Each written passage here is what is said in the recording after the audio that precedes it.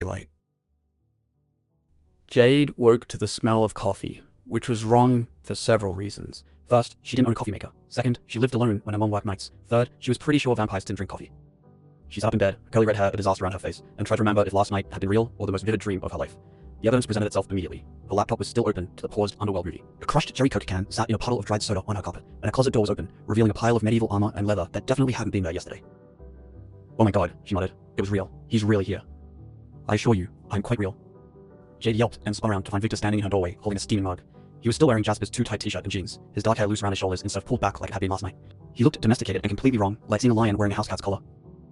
"You made coffee," Jade said stupidly. "I observed your kitchen implements and deduced their purpose. The process was not dissimilar to alchemy, though the result is far less impressive." He held out the mug. "I cannot partake myself, but I thought you might require sustenance upon waking." Jade took the mug, her fingers brushing his, and felt that now familiar zing of connection. The coffee was terrible, strong enough to strip paint, but the gesture was oddly touching. "Thank you," she said, taking a cautious sip and immediately regretting it. "This is the worst coffee I've ever had, but thank you for trying. I may have miscalculated the proportions." "You think?" Jade set the mug on her nightstand and checked her phone. 8:30 in the morning.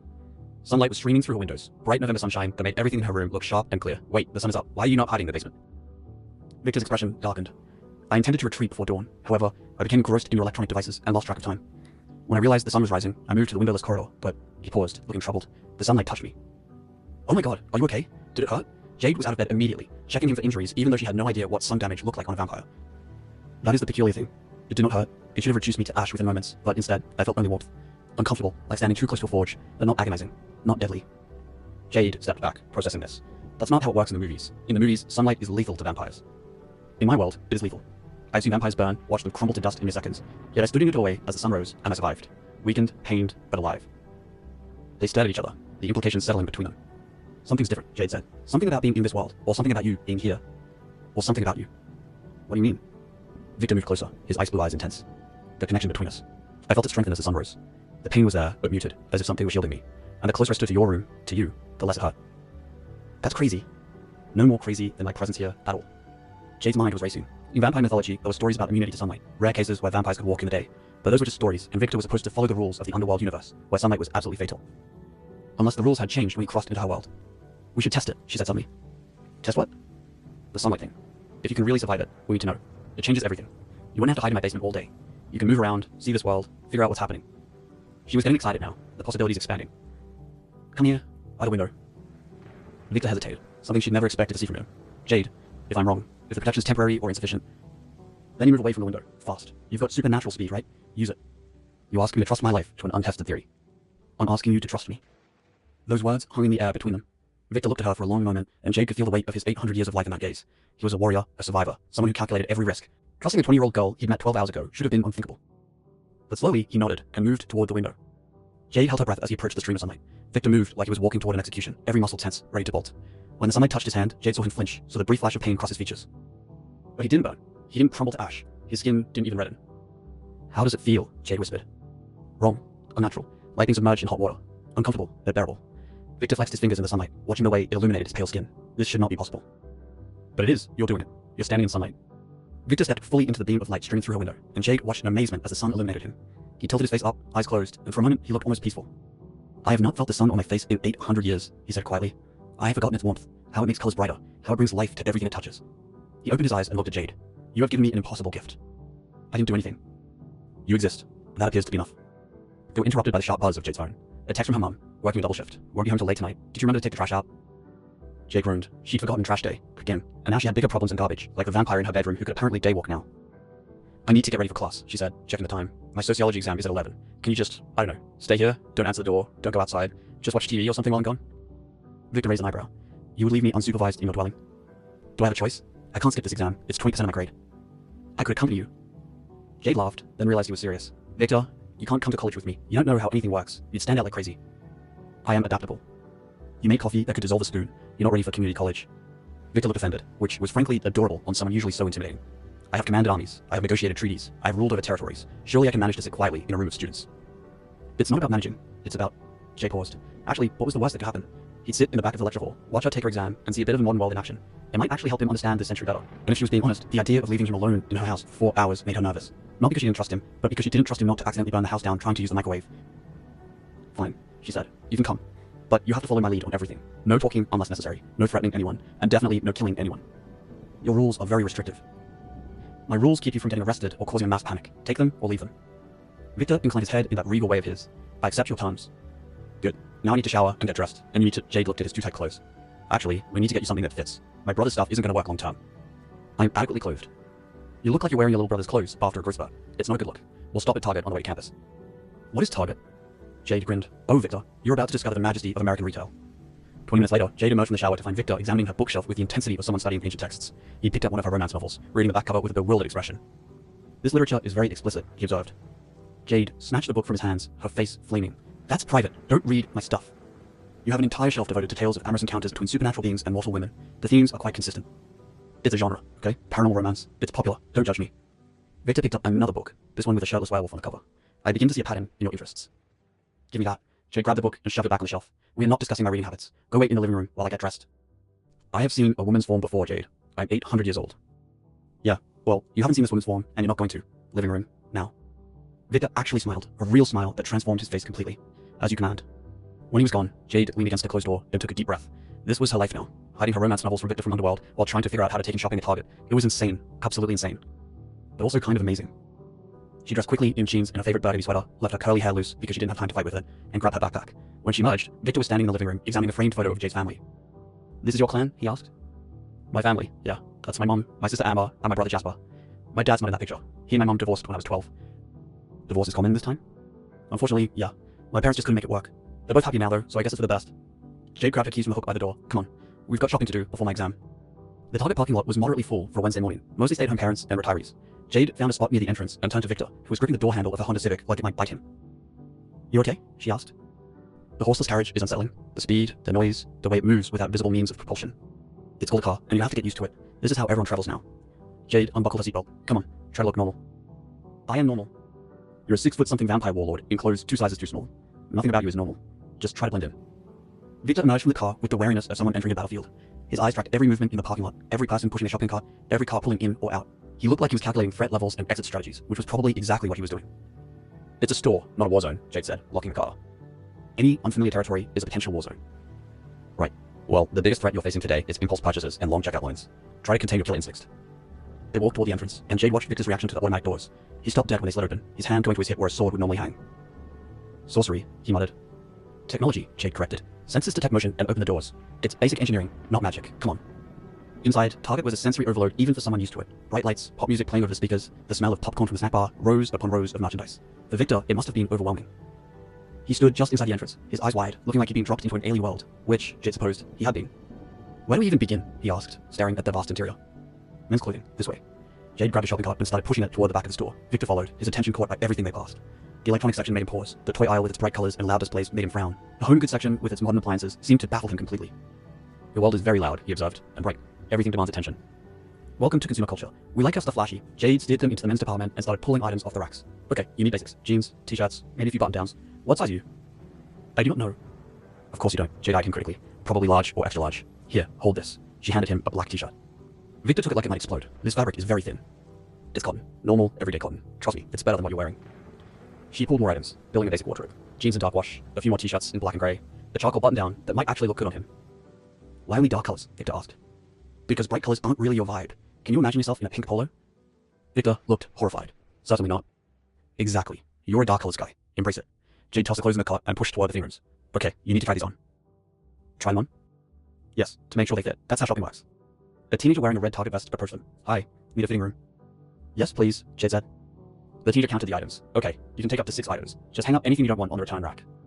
Victor watched this exchange with the intensity of someone memorizing enemy tactics. When the teenager walked away, he leaned close to Jade. That young man wore a uniform. Is he a soldier? He's a retail worker. He helps customers and puts away merchandise. It's a job, not a military position. He seemed very young for such responsibility. He's probably 17, part-time after school. It's normal. Victor shook his head slightly, clearly adding this to the growing list of things he didn't understand about the modern world. Inside the fitting room, Jade sat on the bench while Victor examined the space with suspicion. There is a mirror that covers the entire wall. And so you can see how the clothes look. Just try on the jeans and one of the shirts. Victor started to remove the t-shirt he was wearing, and Jade immediately averted her eyes. Whoa, warning please. You instructed me to try on the garments. Yes, but I don't need to watch. Face the other way or something. She heard him moving, the rustle of fabric. When she dared to peek, he was standing with his back to her, and she got an unfortunate full view of exactly how muscular a vampire warlord was. 800 years old, and the man looked like he'd been carved from marble. It was deeply unfair. The fastening mechanism on these trousers is peculiar, Victor said, struggling with the zipper. It's a zipper. You pull the tab up, here, let me. Jade turned him around and immediately regretted it. He was holding the jeans up with one hand, shirtless, his pale skin almost luminescent in the harsh fitting room lighting. She could see the definition of every muscle, the slight hollows above his collarbones, the line of dark hair that disappeared beneath the waistband of the jeans. I cannot determine how to secure them, Victor said, completely oblivious to her crisis. Jade forced herself to focus on the zipper, and not on the fact that she was essentially dressing a half-naked vampire in a Target fitting room. Her hands shook slightly as she pulled the zipper up and fastened the button. There, she said, stepping back quickly. Now put on a shirt before someone thinks I'm doing something inappropriate in here. Victor pulled on the black t-shirt, and Jade had to admit, modern clothes looked good on him. The jeans fit perfectly, sitting low on his hips. The t-shirt stretched across his shoulders in a way that was definitely going to cause problems for her concentration. How does it feel? She asked. Victor moved experimentally, testing the range of motion. Less restrictive than I expected, though I still prefer my armor. Your armor is staying in my closet.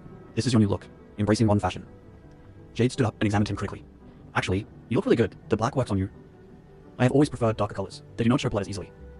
That's disturbing, and also practical. Try on the other stuff while I go grab you some shoes. What size are you? I do not know. Right, I'll guess. Be back in a minute. Jade escaped the fitting room before she could do something stupid like continue staring at him. The shoe section was on the other side of the store, which gave her time to collect herself.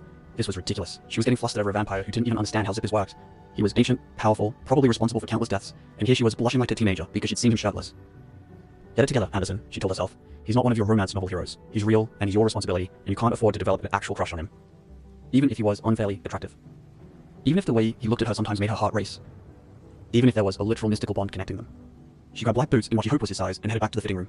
Victor emerged just as she arrived, wearing the charcoal button-down over the jeans. He rolled the sleeves up to his elbows, and somehow he'd gone from medieval warlord to dangerously hot modern guy without any effort at all. This is acceptable, he announced. Acceptable? You look like you should be on a magazine cover. Here, try these boots.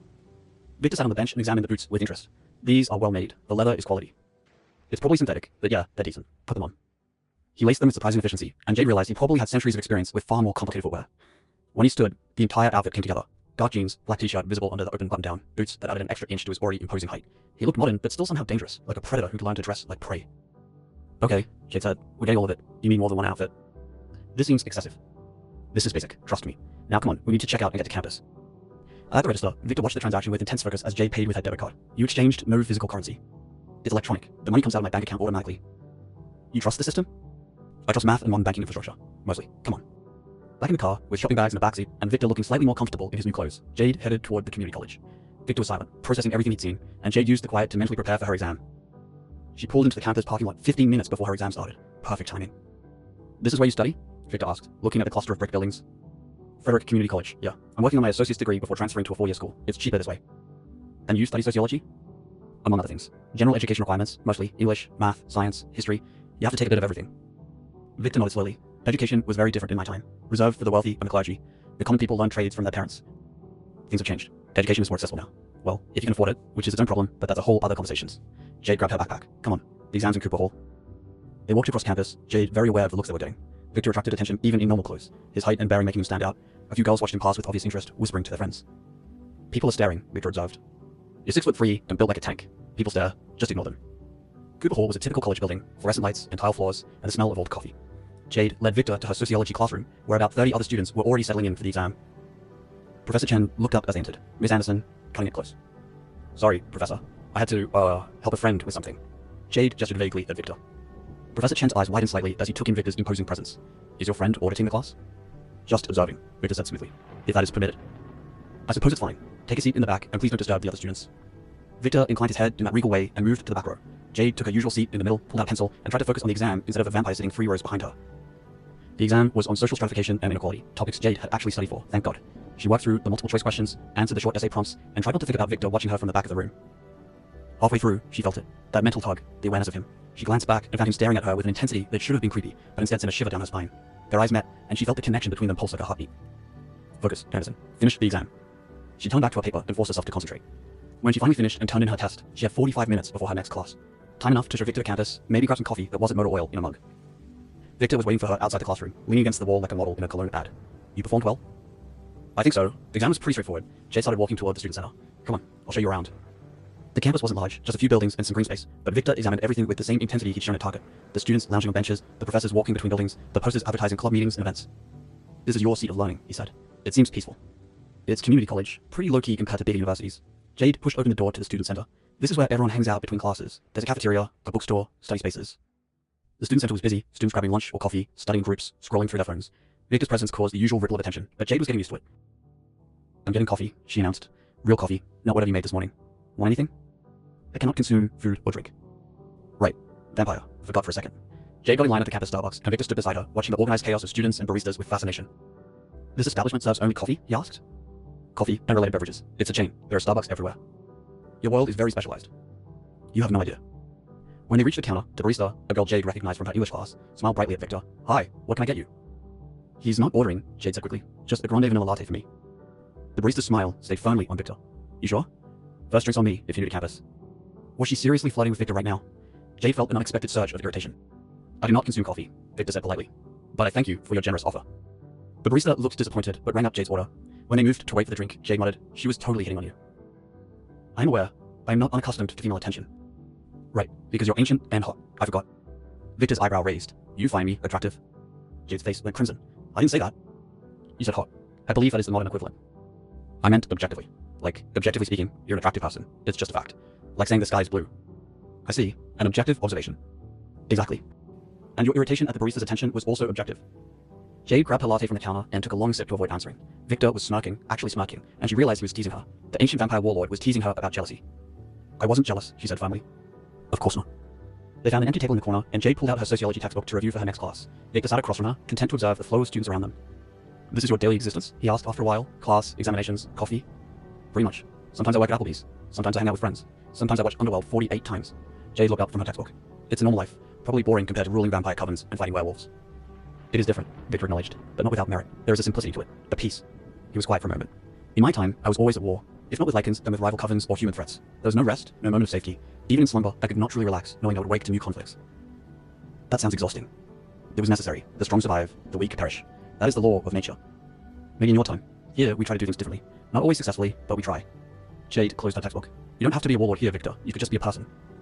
I'm not a person. I'm a vampire. A predator. That does not change regardless of the century. Doesn't it? You're sitting in a college cafeteria, wearing jeans from Target, not threatening anyone. Seems like change to me. Victor considered this, his ice blue eyes distant. Perhaps. Or perhaps I'm simply a predator learning new hunting grounds. That's a depressing way to look at it. It is a realistic way to look at it. They were interrupted by Jade's phone buzzing. A text from Melissa. Where are you? I'm in the library if you want to study before bio. Jade typed back. Student center. Be there in 10. She looked up to find Victor watching her phone with interest. That device allows you to communicate across distances. It's a cell phone. I can call or text anyone, anywhere, instantly. Well, anywhere with service. Jade held it up. Want to see? Victor took the phone carefully, examining it from all angles. This is remarkable. In my time, messages took days or weeks to deliver. Carrier pigeons were the fastest method. Welcome to the information age. Instant communication, instant gratification, instant everything. Jade took the phone back. I need to meet my friend to study. You can come with, or you can wait here. I will accompany you. I would not leave you unprotected. We're on a college campus, not a battlefield. Any place can become a battlefield. I learned that 8 centuries ago. They walked to the library, Victor's presence drawing even more attention. Jade spotted Melissa at a table near the windows, surrounded by biology textbooks and looking stressed. Jade, thank God, I'm drowning in cellular respiration and I... Melissa stopped mid-sentence when she saw Victor. Her eyes went wide. Who the hell is that?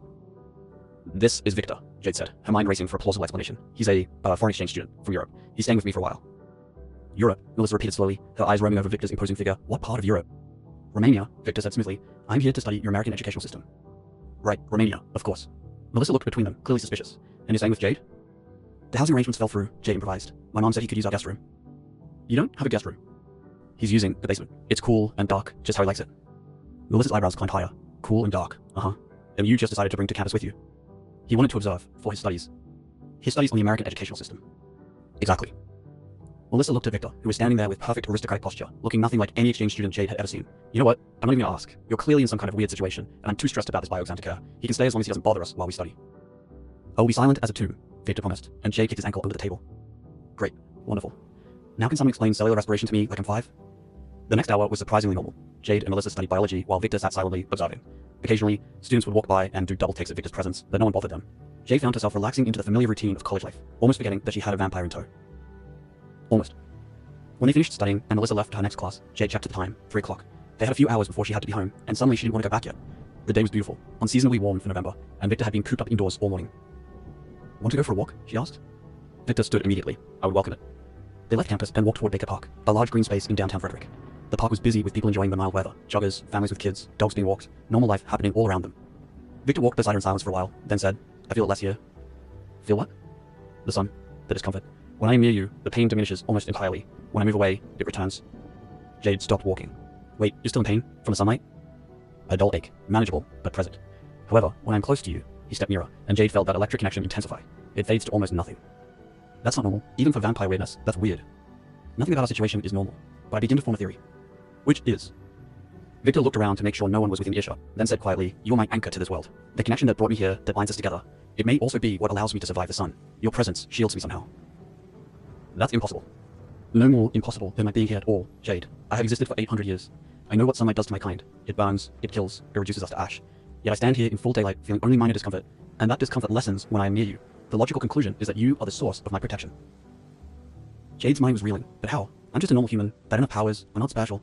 You summoned me across the void between worlds. You created a mental bond strong enough that I can feel your emotions, your presence, your thoughts. You're far from normal, Jade Alexandra Anderson, whether you acknowledge it or not.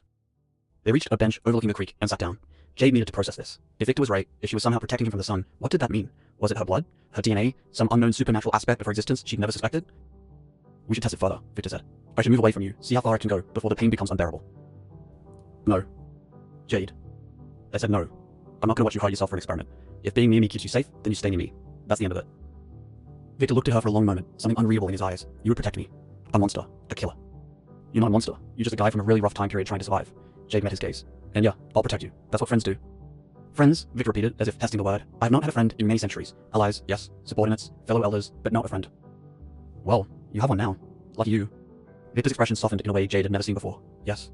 Lucky me." They sat in comfortable silence for a while, watching the water flow past. Jade found herself studying Victor's profile, the strong line of his jaw, the way the sunlight caught in his dark hair. He looked relaxed for the first time since appearing in her world, some of the tension leaving his shoulders. "It truly does not hurt when I am near you," he said quietly. "For the first time in 800 years, I can sit in the sun without agony. That is a gift beyond measure, Jade. I do not know if I can ever adequately express my gratitude." "You don't have to. Just try not to kill anyone, and we'll call it even." Victor almost smiled. "Your terms remain difficult, but not impossible." Jade's phone buzzed again. Her mom early. Coming home early. She'd be there by 6. "Want me to pick up dinner?" Jade glanced at the time. It was almost 4. They should head back soon, give her time to hide Victor's armor, and make the house look normal before her mom arrived. "We should go," she said, standing up. "My mom's coming home early, and I need to do damage control before she sees evidence of medieval vampires in the living room." Victor rose, and as he did, Jade stumbled slightly on the uneven ground. His hand shot out to steady her, catching her arm, and she felt that connection between them flare like lightning. They both froze. Victor's eyes went wide, fixed on Jade's hand. She looked down and saw what had caught his attention. A paper cut from her textbook earlier, so small she hadn't even noticed it.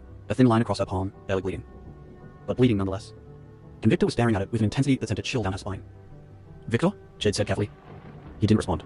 His nostrils flared slightly, and she saw his eyes darken, the ice blue becoming deeper, more intense. His grip on her arm tightened.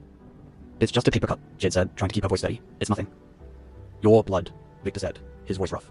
"I can smell it." Oh shit. Jade had completely forgotten that vampires were triggered by blood, and here she was, bleeding in front of an 800-year-old predator who probably hadn't fed since arriving in her world. "Are you okay?" she asked. "Do you need to, step back or something?" Victor's eyes snapped to hers, and for a moment she saw the predator beneath the civilized veneer, the ancient creature who had killed without mercy for centuries, the vampire who had survived on blood and violence. Then he blinked, and the moment passed. His grip loosened, though he didn't release her. "I am in control," he said, but his voice was strained. "But your blood, it..." He stopped, his expression confused. "It smells different. Stronger. More potent than any I have encountered." "Is that bad?" "I do not know. May I..." He hesitated, clearly struggling with himself. "May I taste it? Just to drop. I must understand why it affects me so strongly." Every self-preservation instinct Jade had was screaming at her to say no. This was a vampire asking to taste her blood. This was how people died in horror movies. This was a spectacularly bad idea. But she trusted him, despite everything, despite knowing what he was and what he was capable of. She trusted him not to hurt her. "Okay," she said quietly, "just a drop." Victor's eyes widened in surprise. "You consent?" "I consent. But only a drop, Victor. Don't go all vampire on me." "I swear it. Only a taste." He lifted her hand carefully, holding it like it was made of glass. His eyes met hers one more time, seeking permission, and Jade nodded. Victor brought her palm to his lips. The moment his tongue touched her blood, everything changed. Victor's entire body went rigid, his eyes blazing with sudden light. The connection between them exploded, going from a gentle hum to a roar. Jade gasped as she felt it, felt him, felt everything. Power. Ancient, terrible power flowing through him, amplified somehow by her blood. She could feel his hunger, centuries of it, but also his iron control, his surprise, his wonder. And underneath it all, something else, something new. Warmth. Victor pulled back, his expression stunned. He stared at his hand, flexing his fingers as if seeing them for the first time. "What is it?" Jade whispered. "What happened?" Victor looked up at her, and his eyes were blazing with something between awe and disbelief. "Your blood," he said, his voice shaking. "Jade, your blood, it..." He stopped, seeming unable to find words. Then he stepped back into the full, direct sunlight that had been partially blocked by a tree. Nothing happened. No pain, no burning, no discomfort at all. Victor stood in the sunlight, his arms outstretched, his face tilted toward the sky, and he looked like a man experiencing a miracle. "I feel nothing," he whispered. "No pain, no weakness. Your blood, it has made me immune. I can walk in the daylight, Jade. I can walk in the sun." Jade stared at him, her mind struggling to process what she was seeing. That's impossible. Impossible, yet happening. One drop of your blood, and I am free. Free of the curse that has bound me for 8 centuries. Free to see the world in daylight. Free. He laughed, a sound of pure joy that Jade would never have expected from him. He spun in a circle, arms still outstretched, drinking in the sunlight like a man dying of thirst. "Do you understand what you have given me?" he asked, his eyes bright. Do you understand what this means? Jade didn't know what to say. This was beyond anything she could have imagined. Her blood had given him immunity to sunlight. She'd freed him from his greatest weakness. Victor crossed back to her in 3 long strides and took her face in his hands, his touch gentle despite his strength. You are a miracle, he said intently. Whatever brought me to this world, whatever force bound us together, it was for this, so that you could give me this gift, so that I could finally be free. Victor, I swear to you, Jade Alexander Anderson, I will protect you with everything I am. Your blood has freed me, but more than that, you have given me hope. For the first time in centuries, I feel hope, and for that, I am eternally in your debt. Before Jade could respond, Victor pulled her into an embrace. It was unexpected and surprisingly gentle, his arms around her, his face buried in her curly hair. She could feel his whole body trembling with emotion, with the overwhelming relief of being free from a curse he'd carried for 800 years. Slowly, Jade's arms came up to hug him back. He was solid and cool against her, strong enough to crush her, but holding her like she was precious, like she was valuable beyond measure. We should probably figure out why my blood does this, she said against his chest. Eventually, Victor agreed. But for now, I simply want to stand here, in the sun, with you, for just a moment longer. So they stood there in Baker Park, the vampire and the college student, bound together by forces neither of them understood. The sun shone down on them both, warm and bright and life-giving. And for the first time in 800 years, Victor felt truly, completely alive. When they finally separated, Victor looked different somehow. Lighter, the weight of centuries seemed to have lifted from his shoulders, replaced by something almost like wonder. We should return to your dwelling, he said. Your mother will arrive soon, and I suspect she would have questions about my presence. Understatement of the year. Jade wiped at her eyes, surprised to find them damp. The emotional intensity of the moment had gotten to her. Come on, we need to come up with a cover story for who you are and why you're in my house. They walked back to the car, Victor stopping occasionally to simply stand in the sunlight, tilting his face toward it like a flower. Each time, Jade's heart clenched at the simple joy on his face. How terrible must it have been to be trapped in darkness for 8 centuries, to know the sun existed, but never be able to experience it. She'd given him that. Her blood, her strange, inexplicable blood, had given him freedom. It was overwhelming and terrifying and exhilarating all at once. In the car, as she drove him back to her house, Victor was quiet, but it was a peaceful quiet, not the tense wariness of before. He watched the world pass by the window, seeing it in daylight for the first time, and Jade gave him the silence to process it all. When they pulled into a driveway, Victor finally spoke. I owe you a debt I can never repay. You don't owe me anything. I owe you everything. My freedom, my ability to exist in this world. You have given me a gift I did not even know I could desire, and I will spend however long I remain here, ensuring your safety and happiness. Victor, that's really sweet, but it is not sweet. It is an oath, a blood oath, as binding as any I've ever sworn. You are under my protection, Jade. Nothing will harm you while I draw breath. This I vow. The intensity of his voice, in his eyes, made Jade's breath catch. This wasn't a casual promise. This was a vampire warlord binding himself to her with the full weight of his considerable power and will. Okay, she said quietly. I accept your protection, but this goes both ways. I'll protect you too, as much as I can. We're in this together. We're in this together. Together, Victor repeated, and he smiled. A real, genuine smile that transformed his entire face. Yes. Together. They got out of the car just as Jade's mom's SUV pulled up behind them. Jade felt a spike of panic. She and Victor had exactly 30 seconds to get the story straight. Foreign exchange student from Romania, she hissed. You're staying with us because your housing fell through. Be polite. Be normal. For the love of God, don't mention that you're a vampire. I'm capable of basic deception, Jade. Great. Prove it. Jade's mom emerged from her SUV, a petite woman with the same curly red hair as her daughter, wearing scrubs and looking exhausted from her double shift. She stopped short when she saw Victor. Hi sweetie, she said, her eyes on Victor. Who's your friend? Mom, this is Victor. He's a foreign exchange student. His housing arrangements fell through, and I said he could stay in our basement for a bit. That's okay, right? Jade's mom looked between them, her nurse's assessment taking in Victor's size, his unusual features, his expensive looking clothes that Jade had definitely not paid for with her Applebee's paycheck. An exchange student, she said slowly. From where? Romania, Victor said, his accent subtle but present. I am studying at Frederick Community College. Your daughter has been most generous in offering me accommodations. Romania, right? Jade's mom set down her bag. And your program didn't arrange housing for you? There was a miscommunication with the paperwork. I found myself without lodging, and Jade kindly offered assistance. Jade held her breath. Her mom was sharp, and this story was full of holes. But after a moment, her mom just sighed. Well, I suppose if it's temporary. But we need to discuss this, Jade. You can't just bring random people home without talking to me first. I texted you. You texted me about taking out the trash, not about housing an international student. Sorry, Mom. It was kind of an emergency situation. Her mom looked at Victor again, her expression softening slightly. You must be exhausted. Come on in. I'll show you where you'll be staying. They all headed inside, Jade silently thanking every deity she could think of that her mom was too tired to ask more questions. Victor carried his Target bags like they contained precious cargo, following them through the house. The basement was finished, with a futon couch, a TV, and a small bathroom. It wasn't luxurious, but it was private, and most importantly, it had no windows. This will be perfect, Victor said, examining the space. I thank you for your hospitality. It's the least we can do, Jade's mom said, warming to him despite her exhaustion. There are extra blankets in that closet, bathrooms through that door. Make yourself at home. You are most kind. When her mom went back upstairs, Jade lingered in the doorway. You okay down here? More than okay. This is luxury compared to many places I have rested. Victor set down his bags and looked at her seriously. Your mother is trusting. I will not betray that trust. I know. Just remember the cover story. And if she asks questions you can't answer, be vague. Europeans are mysterious, right? I will endeavor to be appropriately mysterious. Jade grinned. Look at you, making jokes. The sun's done you good. Everything about this day has done me good, because of you. Victor crossed to her, stopping just in front of her. Thank you, Jade, for everything. Stop thanking me. It's getting embarrassing. Never. I will thank you every day for the rest of my existence, if I choose. That's a really long time for a vampire. Indeed, it is. They stood there for a moment, the connection between them humming gently. Jade felt like she should say something profound, something that matched the magnitude of what had happened today. But all she could think about was how blue his eyes were, and how he was looking at her like she'd hung the moon. I should go help my mom with dinner, she said finally. Of course, I will remain here, learning more of your world through your electronic devices. Try not to break anything. I make no promises. Upstairs, Jade found her mum unpacking groceries and looking suspicious. Okay, Spill, who is he really? I told you, foreign exchange student. Jade, I'm your mother. I know when you're not telling me everything. That man is not a college student. He looks like he's 30. He's older, mature student, returning to education after some time off. In Romania. Yes, in Romania. Her mom studied her face, then sighed. Fine, keep your secrets. But if he's some kind of boyfriend situation, I prefer honesty. Jade's face went hot. He's not my boyfriend, Mom. I'm just saying, I'm not blind. The way he looks at you, he does not look at me in any particular way. He's grateful for the help. That's all. Uh-huh. Well, grateful or not, he's staying in the basement and there will be rules. No sneaking around, no inappropriate behavior. This is still my house. Mom, I'm 20 years old. And this is still my house. Rules, Jade. I mean it. Fine. Rules. Got it. Can we eat now? I'm starving. They made dinner together, chicken and rice, and Jade made a plate for Victor, even though she knew he couldn't eat it. It would look weird if she didn't. When she brought it down to the basement, she found him sitting on the futon, her laptop open, staring at the screen with intense concentration. What are you looking at? She asked. Maps. I'm attempting to understand the geography of this time. Your world has changed significantly. Borders have moved, nations have risen and fallen. It is dizzying. Yeah, 800 years will do that.